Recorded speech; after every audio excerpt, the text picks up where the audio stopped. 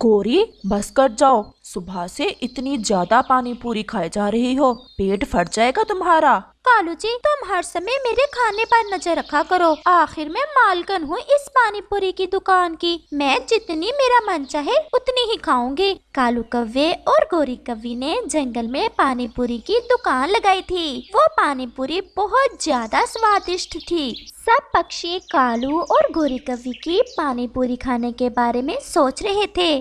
तोते, क्या तुमने खाई है कालू से पानी पूरी लेकर? कबूतर यार, मैं गया तो था, लेकिन वो तो बहुत ज्यादा महंगा है। एक अमरूद था मेरे पास, लेकिन वो तो एक प्लेट पानी पूरी के बदले 2 अमरूद मांग रहा था। तो फिर क्या नहीं खाओगे तुम अब? खाऊंगा तो जरूर। मैं एक और अमरूद ढूंढ कर लाया हूँ और अब जा ही रहा हूँ। मेरे पास भी ये सरसों के दाने हैं, चलो फिर दोनों इकट्ठे ही चलते हैं। ये दाने खा खा कर मेरा तो मन उकता गया है। और फिर तोता और कबूतर कव्वे की दुकान पर पानी पूरी खाने चले जाते हैं। तुम फिर आगे तोते, हमने कहा था कि 2 अमरूद लगेंगे, फिर मिलेगी 1 प्लेट पानी पूरी की। गौरी बहन, क्यों इतना गुस्सा हो रही हो? ये देखो, मैं लेकर आया हूँ एक और अमरूद। ये हुई ना बात। तो कालू जी, अब 1 प्लेट पानी पूरी की मेरे तोते भैया को। गौरी बहन, ये सरसों के दाने हैं, होते तो ये भी बहुत स्वादिष्ट हैं, लेकिन मैं तो ये सरसों के दाने खा खा कर उकता गया हूँ। आप ये रख लो और मुझे भी 1 प्लेट पानी पूरी की दे दें। 1 प्लेट पूरी नहीं मिलेगी, इन सरसों के दानों के बदले हाफ प्लेट मिलेगी। अगर लेनी है तो बता, नहीं तो भाग जाओ। गौरी बहन, हाफ प्लेट ही दे दें, लेकिन पानी थोड़ा ज्यादा देना। और फिर ऐसे कबूतर भी गोरी और कालू से पानी पूरी लेकर खा लेता है। और फिर कबूतर और तोता वहाँ से चले जाते हैं। गौरी, तुम ये प्लेटें तो धो लो, अगर कोई और ग्राहक आ गया तो हमारे पास और प्लेटें नहीं है। मैं धो लेती हूँ थोड़ी देर बाद, तुमसे तो मैं फारग बैठी देखी ही नहीं जाती। मम्मा, मम्मा सुना है कालू अंकल ने जंगल में पानी पूरी की दुकान लगाई हुई है। मम्मा, मेरा भी बहुत ज्यादा मन कर रहा है पानी पूरी खाने को। मम्मा प्लीज मुझे भी पानी पूरी खिला लाओ। कुकू बेटा, वो बहुत महंगे हैं, ऐसे में नहीं देते पानी पूरी, बदले में ढेर सारा भोजन लेते हैं और हमारे पास तो आज कोई कर नहीं है। मम्मा चलो फिर मुझे ऐसे ही दिखा लाओ, मैं वहाँ जाकर पानी पूरी खाने की जिद नहीं करूँगा, बस देखकर ही आ जाऊँगा। कुकू, देखने से क्या तुम्हारा पेट भर जाएगा? तुमने अभी थोड़ी देर पहले दाने खाए तो हैं। मम्मा प्लीज दिखा लाओ, लेकिन वहाँ जाकर खाने की जिद ना करना।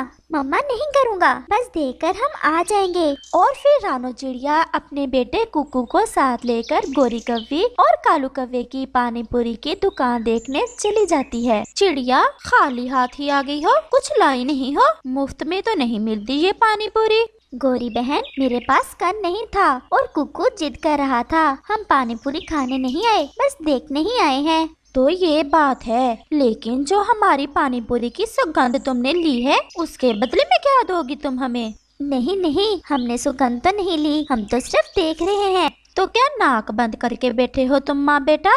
कालू, सुन रहे हो? एक तो सारी सुगंध चरा ली इन दोनों माँ बेटों ने हमारी पानी पूरी की, और ऊपर से ये कह रहे हैं कि हमने सिर्फ देखा ही है। चलो कुकू चलें। ऐसे जाकर तो दिखा। मैंने कहा जो हमारी पानी पूरी की सुगंध तुमने ली है उसका हिसाब दो, नहीं तो बस थोड़े से बर्तन हैं धोने वाले, वो धो दो और फिर चली जाना। अगर ऐसे गई तो मारूंगी तुम दोनों माँ बेटे को मैं। कुकू, मैंने कहा भी था तुम्हें बेटा, हमारे पास कर नहीं है। अब देख लो गोरी ने कैसे लड़ाई बना ली है। मम्मा सॉरी, मैं फिर ऐसा नहीं करूँगा। और फिर रानो चिड़िया उनके बर्तन धोने लग जाती। गोरी और कालू की दुकान की खबर मिट्ठू राजा तक भी पहुंच जाती है। मंत्री, सुना है कोई दुकान बनी है जंगल में पानी पूरी की? जी जी महाराजा, गोरी कव्वे और कालू कव्वे ने बनाई है वो दुकान, और वो बहुत स्वादिष्ट पानी पूरी बेच रहे हैं। अगर आपने खाना है तो मैं लाऊं आपके लिए। मैं खुद जाना चाहता हूँ वहाँ, मैं भी तो देखूं कैसी है वो दुकान। और फिर मिट्ठू राजा मंत्री के साथ गोरी और कालू की पानी पूरी की दुकान देखने चला जाता है। मिट्ठू राजा जी, आप यहाँ क्यों आए? कोई संदेश भेज देते आप, हम भेज देते आपके लिए पानी पूरी। मैं तुम्हारी दुकान देखना चाहता था, इसलिए आ गया। ये क्या रानो चिड़िया, तुम बर्तन धो रही हो? मिट्ठू राजा, अच्छा ही हुआ जो आप यहाँ आ गए। राजा जी, मेरा बेटा। चुप कर जाओ चिड़िया, चुप करके अपना काम करो। मैं बताऊंगी राजा जी को, मैं जरूर बताऊंगी। बताओ बताओ चिड़िया, क्या बात है? राजा जी, मेरा बेटा जिद कर रहा था कि मैंने कालू अंकल की दुकान देखनी है। मैं इसे ले आई, लेकिन ये गोरी कह रही है कि मैंने उसकी पानी पूरी की सुगंध चुरा ली है और बदले में मुझसे ये बर्तन धुलवा रही है, और ये भी कहती है कि शाम तक मुझे इसके बर्तन धोना होंगे। तो ये बात है गौरी, क्या सारी ही सुगंध चुरा ली है इस चिड़िया ने, या कुछ छोड़ी भी है तुम्हारी पानी पूरी में? लगता है मिट्ठू राजा जी भी उल्लू बन गए। मिट्ठू राजा जी सारी ही चुरा ली है, थोड़ी भी नहीं छोड़ी। मैं भी कहूँ, तुम्हारी इस पानी पूरी से सुगंध क्यों नहीं आ रही? राजा जी, आप भी ऐसा ही कह रहे हैं, मैंने कुछ नहीं चुराया। चिड़िया, तुम चुप कर जाओ। एक गौरी की सुगंध चुरा ली और दूसरा नाटक कर रही हो। मैं न्याय करूँगा तुम दोनों का। गौरी और कालू, तुम दोनों मेरे साथ चलो, मैं तुम्हें कीमत देता हूँ। जो चिड़िया ने तुम्हारी सुगंध चुराई है, और चिड़िया तुम भी साथ ही आओगी। और फिर मिट्ठू राजा वहाँ से चला जाता है। कालू, देखा मेरा दिमाग, मिट्ठू राजा को भी उल्लू बना दिया। तुम तो पानी पूरी बेच रहे हो और मैंने तो इसकी सुगंध ही बेच दी। चलो अब जल्दी करो, राजा जी से सुगंध की कीमत वसूल करने चले जो ली है इस छोटी चिड़िया ने। और फिर वो सब मिट्ठू राजा के दरबार की तरफ चले जाते हैं। मिट्ठू राजा तो गोरी और कालू का सब ड्रामा समझ चुका था और वो अब उन्हें सबक सिखाना चाहता था। हाँ, तो आ गए हो कवि और कवि। जी जी महाराज, अब जल्दी से हमें कीमत दे दे सुगंध की। लेकिन तुम्हें 2 दिन यहाँ रहना होगा मेरे पास ही, और वो भी इन पिंजरों में। सिपाही, इन दोनों को बंद कर दो पिंजरों में। मिट्ठू राजा, हमने क्या किया है? बस कल तक तुम इन पिंजरों में रहोगे तो सब पता चल जाएगा। और फिर सिपाही उन दोनों को पिंजरों में बंद कर देता है। चिड़िया, तुम अब जाओ अपने घर, लेकिन कल जरूर आना। और चिड़िया खुश खुश अपने घर चली जाती है।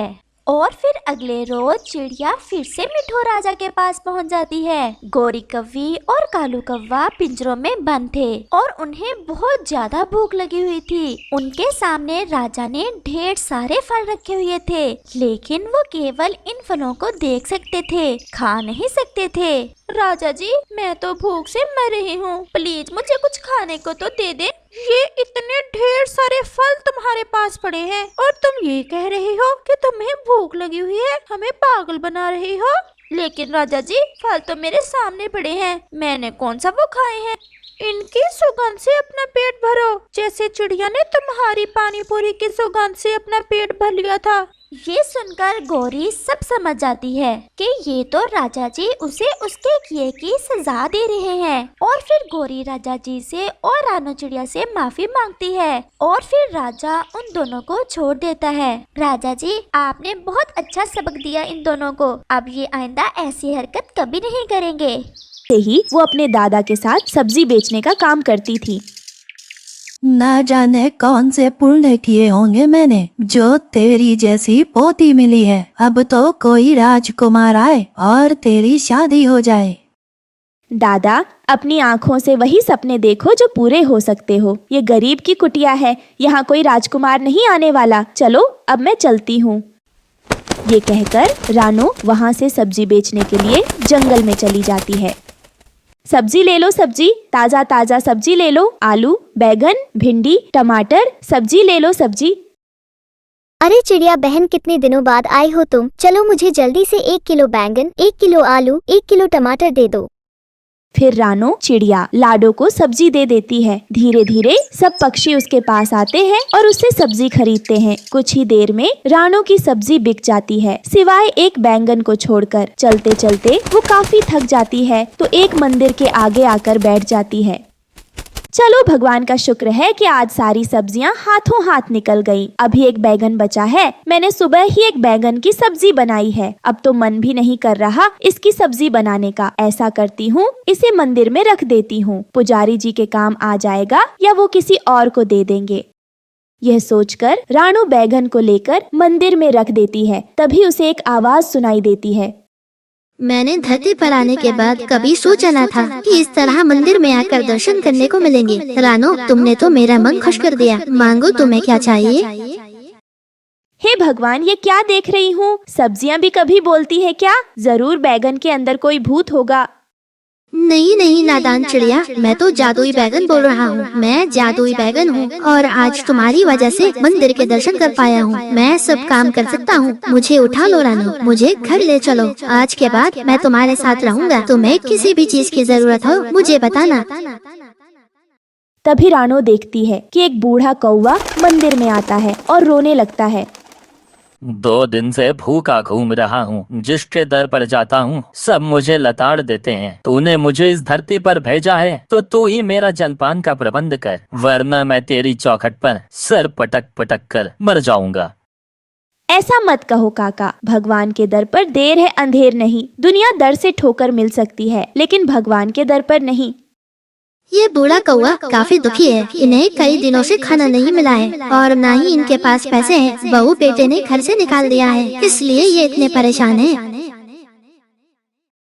है ऊपर वाले, यह कौन बोल रहा है जिसने मेरे जीवन का चित्रण कर डाला? बूढ़ा काका, मैं बोल रहा हूँ जादुई बैगन। अब तेरे सारे दुख के दिन बीत गए हैं। अब तुम अपने घर जाओ जहाँ तेरे बेटे बहू ने रहने के लिए तुझे जगह दी है, और शाम को चमत्कार देखना। फिलहाल तुम पेट भर खाना खाओ।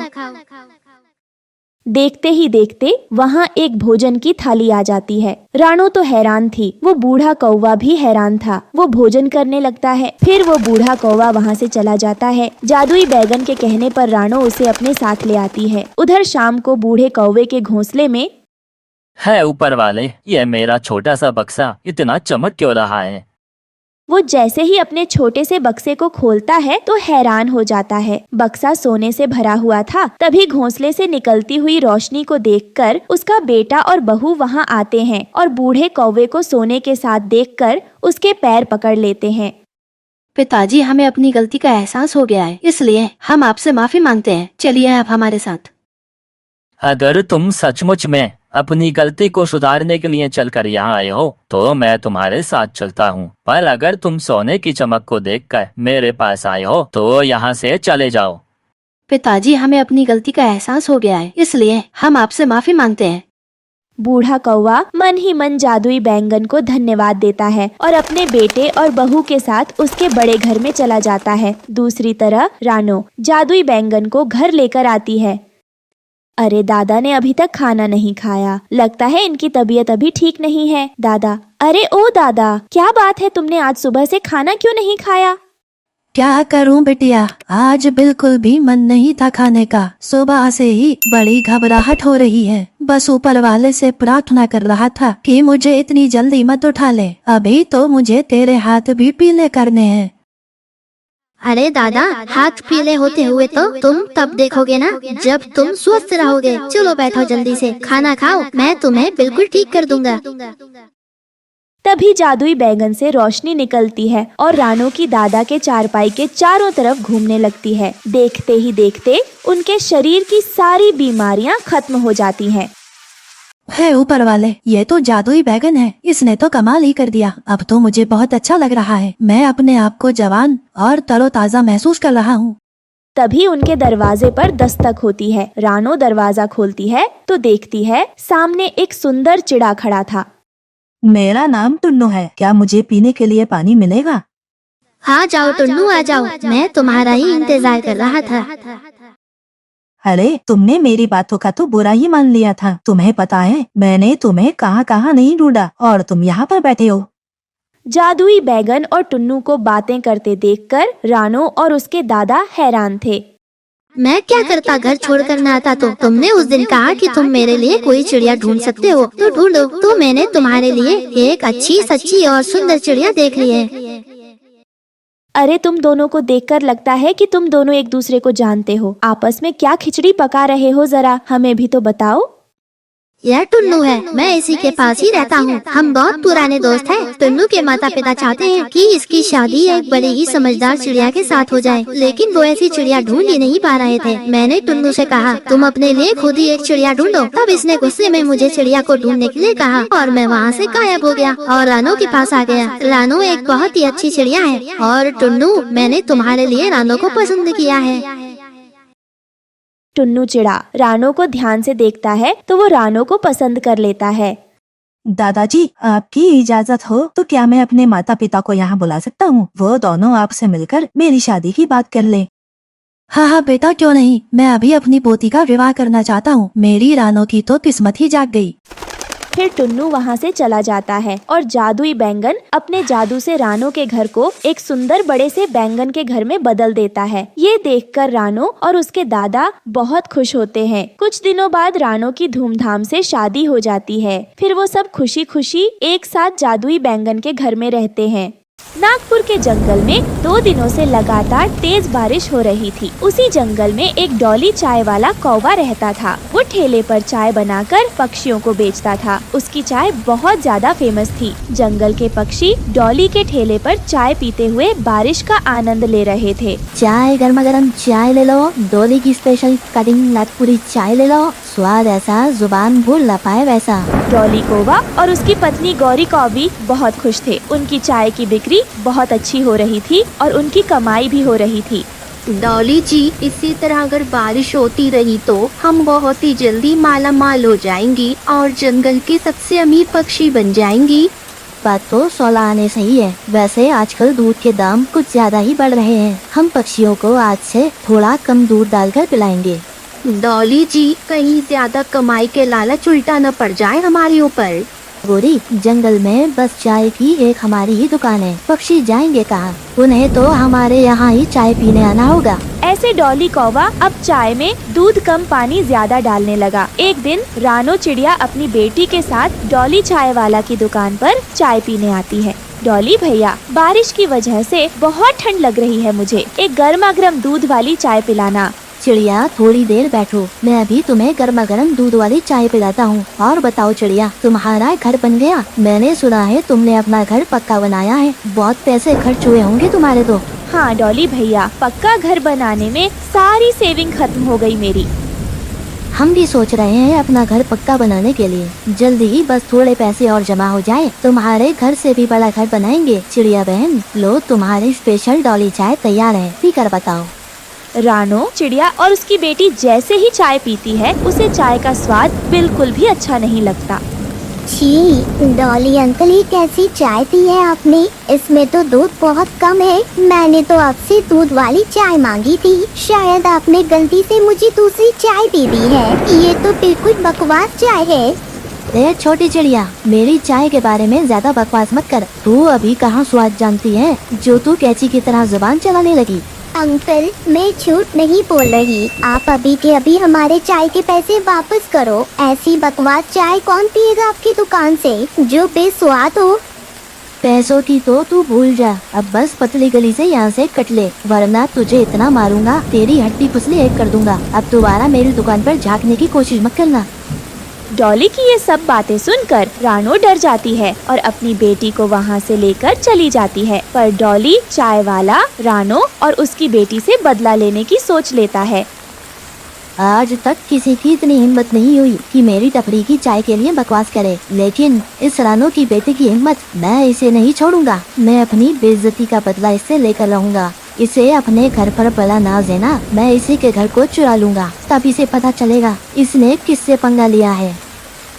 फिर अगले दिन रानो अपनी बेटी के साथ भोजन की तलाश में जाती है। तभी मौका देखकर डॉली रानो का घर चुरा लेता है और उस पर रंग कर देता है। हाँ, अब सही है, इस घर का रंग बदल गया। अब उस रानो को मुझ पर शक भी नहीं होगा और मेरी चोरी कोई पकड़ नहीं पाएगा। फिर कुछ देर बाद रानो भोजन लेकर वापस आती है, लेकिन अपने घर को गायब देखकर वो बहुत ज्यादा परेशान हो जाती है। तभी उसकी नजर डॉली चाय वाला के घर पर पड़ती है। अरे माँ, वो देखो, डॉली अंकल का घर। वो घर तो बिल्कुल हमारे घर जैसा है। चलो ना माँ, उनसे पूछते हैं जाकर।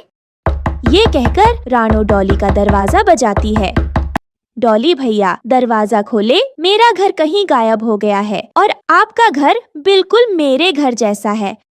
चिड़िया, मेरे घर के बारे में बात करना छोड़ो, पहले ये बताओ यहाँ क्या करने आई हो? हम गहरी नींद में सो रहे थे, तुमने मेरी नींद खराब कर दी। डॉली भैया, जब मैं दाना लेकर आई तो मेरा घर वहाँ पर नहीं है। तुम्हारा घर नहीं है तो मैं क्या करूं? मैं क्या बैठकर तुम्हारे घर की चौकीदारी कर रहा था? जो मुझे पता होगा। अब जाओ यहाँ से तुम दोनों, मेरा दिमाग मत खराब करो।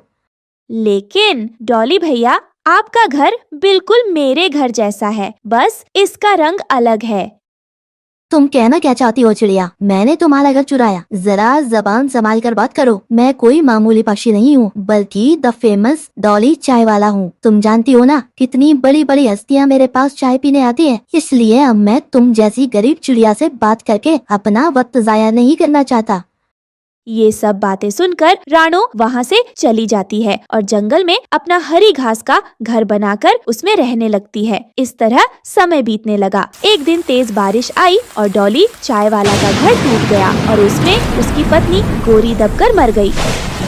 गोरी, ये सब क्या हो गया? मेरे लालच की वजह से मेरी पत्नी की जान चली गई। गोरी, ये सब क्या हो गया? मैं अपने आप को कभी माफ नहीं कर पाऊंगा। ये सब मुझे मेरे किए की सजा मिल रही है। मैंने रानो बहन के साथ धोखा किया, इसलिए मेरे साथ ये सब हो गया।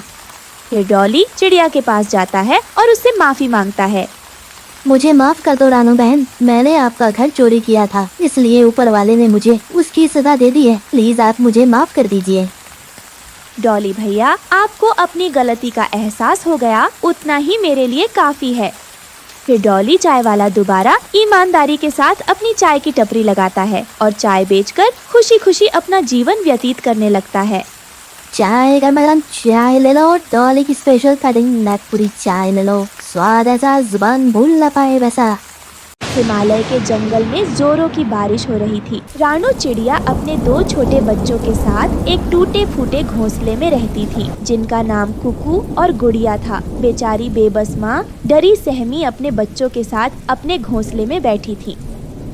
हे ऊपर वाले, 2 दिनों से जंगल में बारिश हो रही है। घर में जो भी दाना बचा था सब खत्म हो गया है। अब मैं मेरे 2 बच्चों को क्या खिलाऊंगी? चाहे कुछ भी हो जाए, मुझे मेरे दोनों बच्चों के लिए भोजन ढूंढने बाहर जाना ही होगा, नहीं तो मेरे बच्चे भूख से मर जाएंगे। नहीं नहीं, मैं ये होने नहीं दे सकती। ऐसा सोचकर रानो चिड़िया बारिश में भीगते हुए अपने पड़ोसी कालू कौवे के घर भोजन मांगने के लिए जाती है। कालू भैया, अरे ओह कालू भैया, दरवाजा खोलिए, मेरे दोनों बच्चे 2 दिन से भूखे हैं। इस बारिश के वजह से मैं भोजन ढूंढने के लिए नहीं जा पा रही हूँ। आपके पास अगर थोड़ा सा भोजन हो तो मुझे दे दे। कालू कौवा दरवाजा खोलते हुए बोलता है।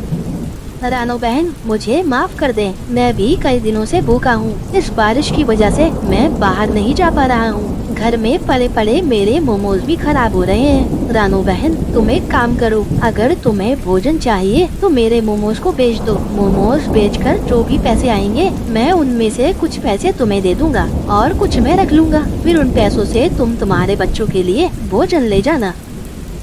लेकिन कालू भैया, बारिश के वजह से पूरा जंगल चारों तरफ पानी से भरा हुआ है, मैं मोमोज कैसे बेचने जाऊंगी? रानो बहन, अगर तुम बारिश के बारे में सोचोगी तो तुम्हारे बच्चे भूखे मर जाएंगे। मेरे पास एक ठेला है, तुम उस ठेले के ऊपर मोमोज रखकर छाता लगाकर मोमोज बेचने के लिए जंगल में जाना, तुम्हारे लिए थोड़ी आसानी होगी। ठीक है कालू भैया, अगर आप कहते हो तो मैं मोमोज बेचने के लिए चली जाती हूँ। ये कहकर रानो चिड़िया कालू कौवे से मोमोज लेकर ठेले के ऊपर रख लेती है और बारिश में मोमोज बेचने के लिए निकल जाती है। मोमोज ले लो, मोमोज गर्मा गर्म मोमोज ले लो। रानो चिड़िया को मोमोज बेचते हुए देख हरिया तोता का मोमोज खाने का दिल होता है।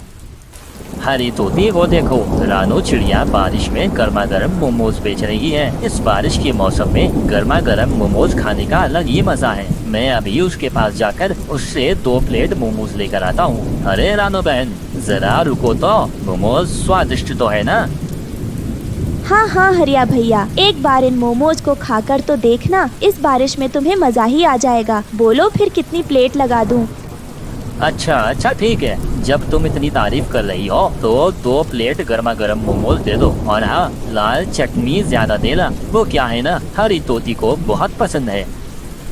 उस दिन रानो चिड़िया सारे मोमोज बेच देती है और मोमोज बेचकर जो भी पैसे मिलते हैं वो सारे पैसे वो कालू कौवे को दे देती हैं। ये देखकर कालू कौवा बहुत खुश होता है।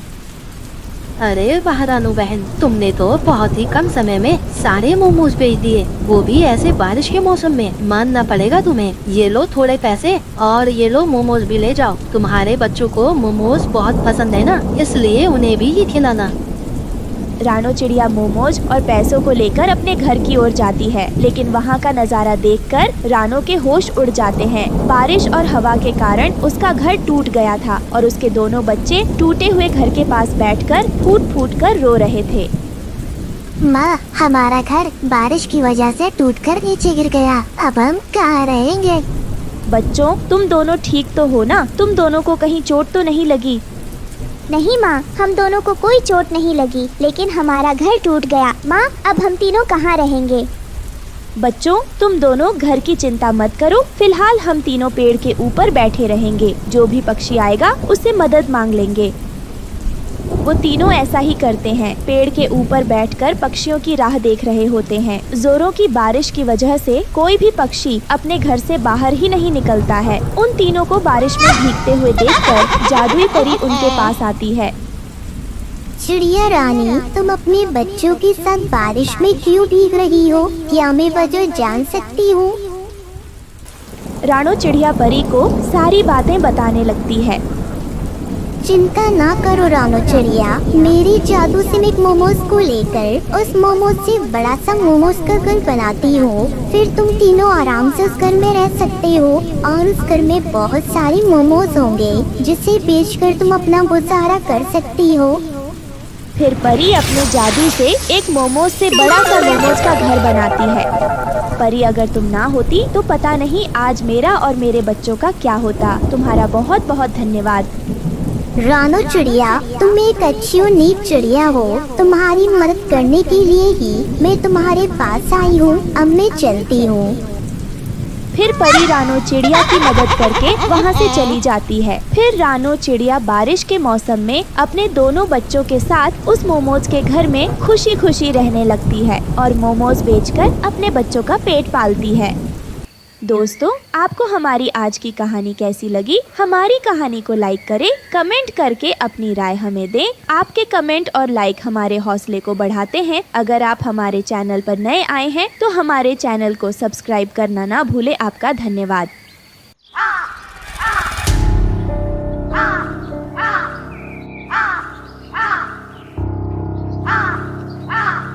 ये कहानी रामपुर जंगल की है, जहाँ टुन्नू चिढ़ा अपनी पत्नी रानो चिड़िया और बेटी गुड़िया चिड़िया के साथ रहता था। टुन्नू चिढ़ा एक कंपनी में काम करता था। वो बहुत ही ईमानदार था। टुन्नू की ऊपरी आमदनी कुछ भी नहीं थी। उसे जितनी भी सैलरी मिलती थी उससे वो अपने परिवार का गुजारा करता था। एक दिन टुन्नू चिढ़ा जंगल से घर आया तो देखा चारों तरफ अंधेरा है और उसकी बेटी गुड़िया मोमबत्ती में पढ़ाई कर रही थी। अरे गुड़िया बेटा, तुम मोमबत्ती में क्यों पड़ रही हो? लाइट क्यों नहीं जलाई है तुमने? पापा, काफी समय से लाइट नहीं आ रही है, इसलिए मैं मोमबत्ती जलाकर पढ़ाई कर रही थी। क्या बात कर रही हो गुड़िया बेटा? जंगल के सभी घरों में तो लाइट जल रही है। रुको, मैं देखता हूँ कहीं फ्यूज तो नहीं उड़ गया हमारे घर का। अरे, आप अंधेरे में कहाँ जा रहे हैं? मैं टॉर्च दे रही हूँ, उसे लेकर जाना। मौसम भी ठीक नहीं है बाहर का। अच्छा रानो, जल्दी दो, मुझे देर हो रही है। बस 1 मिनट, अभी लाती हूँ। फिर रानो चिड़िया टॉर्च लाकर टुन्नू को देती है। वो फ्यूज ठीक करने चला जाता है। अरे इसका तो फ्यूज उड़ा हुआ है, मैं अभी ठीक कर देता हूँ। वो फ्यूज बनाने लगता है। तभी उसका हाथ एक नंगी वायर पर टच हो जाता है और बिजली के झटके से टुन्नू चिढ़ा झंझना जाता है और उसकी मौत हो जाती है। रानो और गुड़िया दोनों दौड़ती हुई वहाँ पर आती है। अरे क्या हुआ जी आपको? आप क्यों नहीं देखकर काम करते? गुड़िया, जल्दी से एम्बुलेंस बुला। देख तेरे पापा को क्या हो गया। रानो और गुड़िया एम्बुलेंस से टुन्नू को अस्पताल ले जाती है। वहाँ डॉक्टर टुन्नू को मरा हुआ घोषित कर देता है। टुन्नू के मौत के बाद रानो अपना दिमागी संतुलन खो बैठती है। जब भी रानो गुड़िया को देखती वो आग बबूला हो जाती। अरे कल मुही, तेरे ही चलते टुन्नू की जान चली गई। अगर उस दिन वो तुझे पढ़ते नहीं देखते तो हड़बड़ी में जाकर लाइट नहीं ठीक करते और मेरे टुन्नू की मौत नहीं होती। मैं तुझे कभी माफ नहीं करूंगी। तू चली जा मेरी आंखों के सामने से। माँ, तुम्हें क्या हो गया है? तुम इस तरह मुझे क्यों डांट रही हो? पहले तो तुम मुझे बहुत प्यार करती थी। मेरी वजह से पापा की जान नहीं गई है माँ, मैं तुम्हें कैसे समझाऊं? रानो अपनी बेटी की एक भी बात नहीं सुनती। तभी वो बेहोश हो जाती है। क्या हुआ माँ? तुम्हें क्या हो रहा है? संभालो अपने आप को। चलो मैं तुम्हें घोंसले में लेकर चलती हूँ। गुड़िया अपनी माँ को घोंसले में ले जाती है और बेड पर सुला देती है। अब मैं क्या करूं? माँ की ऐसी हालत है, घर में भी खाने को कुछ नहीं है। पापा ने भी जो पैसे जमा किए थे वो भी खत्म हो गए। मुझे गोई आंटी के पास जाना चाहिए, वही मुझे कुछ बताएंगी। फिर गुड़िया अपनी पड़ोसन गोरी कौवी के पास जाकर उसे सारी बात बताती है। देख बेटा, मैं तुझे एक ही सलाह दूंगी। यहाँ पास में एक आम का बगीचा है, वहीं से तू आम तोड़ कर ला और उन्हें बेचकर पैसे कमा। आंटी, आपने तो बहुत अच्छी सलाह दी है, मैं ऐसा ही करूंगी। अब गुड़िया आम बेचकर घर चलाने लगी। उधर रानो ऐसे ही बीमार रहे। ऐसे में एक दिन गुड़िया अपनी माँ रानो को लेकर डॉक्टर के पास जाती है। डॉक्टर साहब देखिए ना, मेरी माँ को क्या हुआ? ये बार बार बेहोश हो जाती है। डॉक्टर रानो का चेकअप करके बताता है।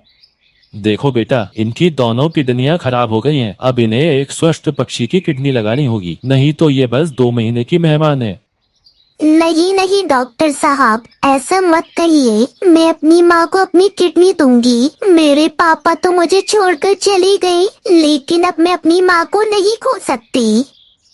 गुड़िया अपनी एक किडनी रानो को दे देती है। कुछ दिनों बाद जब रानो चिड़िया स्वस्थ होकर घर आती है। आओ माँ, तुम्हारे आने से इस घर में रौनक आ गई। मैंने तुम्हें बहुत याद किया। चल हट, मैं तुझसे बात नहीं करती। ठीक है माँ, मुझसे बात मत करो। अब चलो थोड़ा आराम कर लो। रानो आराम करने लगती है। गुड़िया आम लेने के लिए खेत पर चली जाती है। इसी बीच घर पर डॉक्टर का फोन आता है। रानो फोन उठाती है। गुड़िया बेटा, तुम माँ के साथ साथ अपना भी ध्यान रखना, क्योंकि तुम्हारी ही एक किडनी तुम्हारी माँ को लगी है। ऐसे में तुम दोनों को अपना ध्यान रखना होगा। क्या कहा आपने डॉक्टर? मैं रानो बोल रही हूँ। हाँ रानो जी, मैंने जो कहा वो सच है। आपकी बेटी ने ही आपको एक किडनी देकर आपकी जान बचाई है। रानो ये सब सुनकर हैरान हो जाती है। जैसे ही गुड़िया घर पर आती है, रानो उसके पैरों में गिर जाती है। बेटा मुझे माफ कर दे, मैंने तुझे बहुत भला बुरा कहा है। डॉक्टर ने आज मुझे बता दिया कि तुम्ही ने मुझे जीवन दान दिया है। हाँ माँ, क्योंकि मैं पापा को खो चुकी हूँ। मैं आपको खोना नहीं चाहती थी, इसलिए इतना बड़ा कदम मैंने आपसे बिना पूछे उठा लिया। ये सुनकर उसकी माँ रानो माँ बहुत खुश होती है। फिर दोनों माँ बेटी खुशी खुशी रहने लगती है। दोस्तों, आपको हमारी आज की कहानी कैसी लगी? हमारी कहानी को लाइक करें, कमेंट करके अपनी राय हमें दें। आपके कमेंट और लाइक हमारे हौसले को बढ़ाते हैं। अगर आप हमारे चैनल पर नए आए हैं तो हमारे चैनल को सब्सक्राइब करना ना भूलें। आपका धन्यवाद।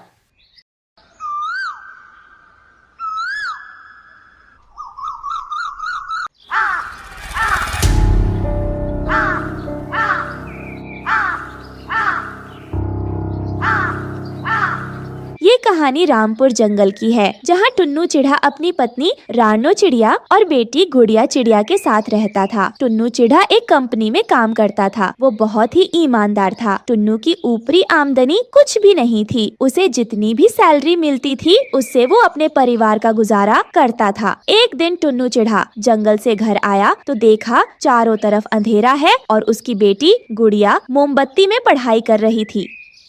अरे गुड़िया बेटा, तुम मोमबत्ती में क्यों पढ़ रही हो? लाइट क्यों नहीं जलाई है तुमने? पापा, काफी समय से लाइट नहीं आ रही है, इसलिए मैं मोमबत्ती जलाकर पढ़ाई कर रही थी। क्या बात कर रही हो गुड़िया बेटा? जंगल के सभी घरों में तो लाइट जल रही है। रुको, मैं देखता हूँ कहीं फ्यूज तो नहीं उड़ गया हमारे घर का। अरे आप अंधेरे में कहाँ जा रहे हैं? मैं टॉर्च दे रही हूँ, उसे लेकर जाना। मौसम भी ठीक नहीं है बाहर का। अच्छा रानो, जल्दी दो, मुझे देर हो रही है। बस 1 मिनट, अभी लाती हूँ। फिर रानो चिड़िया टॉर्च लाकर टुन्नू को देती है। वो फ्यूज ठीक करने चला जाता है। अरे इसका तो फ्यूज उड़ा हुआ है, मैं अभी ठीक कर देता हूँ। वो फ्यूज बनाने लगता है। तभी उसका हाथ एक नंगी वायर पर टच हो जाता है और बिजली के झटके से टुन्नू चिढ़ा झंझना जाता है और उसकी मौत हो जाती है। रानो और गुड़िया दोनों दौड़ती हुई वहाँ पर आती है। अरे क्या हुआ जी आपको? आप क्यों नहीं देखकर काम करते? गुड़िया जल्दी से एम्बुलेंस बुला। देख तेरे पापा को क्या हो गया।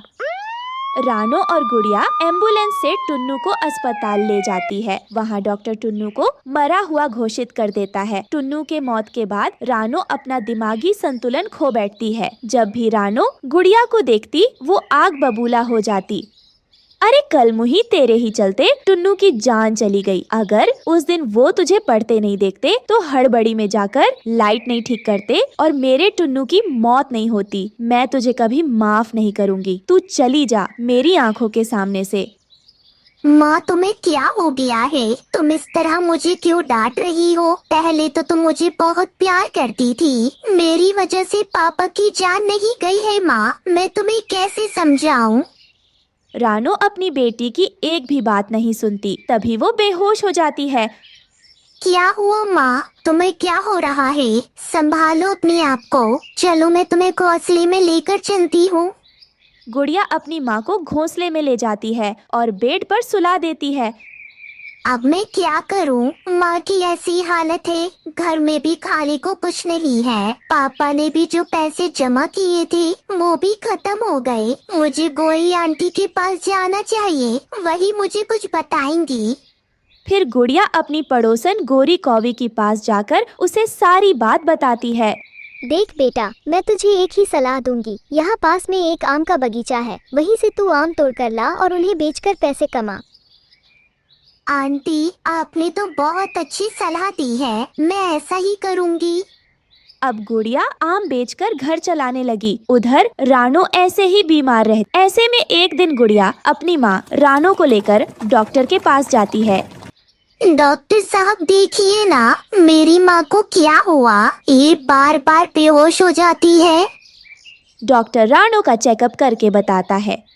देखो बेटा, इनकी दोनों किडनियां खराब हो गई हैं। अब इन्हें एक स्वस्थ पक्षी की किडनी लगानी होगी, नहीं तो ये बस 2 महीने की मेहमान है।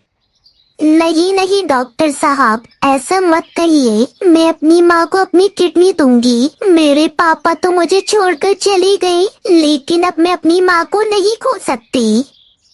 गुड़िया अपनी एक किडनी रानो को दे देती है। कुछ दिनों बाद जब रानो चिड़िया स्वस्थ होकर घर आती है। आओ माँ, तुम्हारे आने से इस घर में रौनक आ गई। मैंने तुम्हें बहुत याद किया। चल हट, मैं तुझसे बात नहीं करती। ठीक है माँ, मुझसे बात मत करो। अब चलो थोड़ा आराम कर लो। रानो आराम करने लगती है। गुड़िया आम लेने के लिए खेत पर चली जाती है। इसी बीच घर पर डॉक्टर का फोन आता है। रानो फोन उठाती है। गुड़िया बेटा, तुम माँ के साथ साथ अपना भी ध्यान रखना, क्योंकि तुम्हारी ही एक किडनी तुम्हारी माँ को लगी है। ऐसे में तुम दोनों को अपना ध्यान रखना होगा। क्या कहा आपने डॉक्टर? मैं रानो बोल रही हूँ। हाँ रानो जी, मैंने जो कहा वो सच है। आपकी बेटी ने ही आपको एक किडनी देकर आपकी जान बचाई है। रानो ये सब सुनकर हैरान हो जाती है। जैसे ही गुड़िया घर पर आती है, रानो उसके पैरों में गिर जाती है।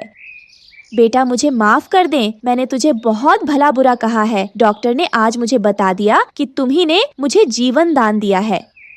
हाँ माँ, क्योंकि मैं पापा को खो चुकी हूँ। मैं आपको खोना नहीं चाहती थी, इसलिए इतना बड़ा कदम मैंने आपसे बिना पूछे उठा लिया।